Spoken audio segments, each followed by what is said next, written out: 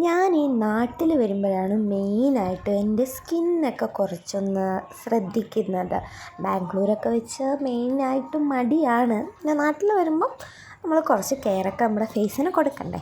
അപ്പം ഞാൻ യൂഷ്വലി നമ്മുടെ വീട്ടിലുള്ള സാധനമൊക്കെ വെച്ചാണ് സ്ക്രബും ഫേസ് മാസ്കും ഒക്കെ ഞാൻ ചെയ്യുന്നത്. അല്ലാതെ എൻ്റെ ഫേസിൽ അങ്ങനെ ഒരുമാതിരി സാധനമൊന്നും സത്യം പറഞ്ഞാൽ ഫേസിൽ പിടിക്കത്തില്ല. അതുകൊണ്ട് തന്നെ എൻ്റെ ഫേസിൽ നമ്മുടെ വീട്ടിലെ ഈ കാപ്പിപ്പൊടി, തൈര് അങ്ങനെയുള്ള സംഭവമൊക്കെ ഫേസിൽ പിടിക്കത്തുള്ളൂ.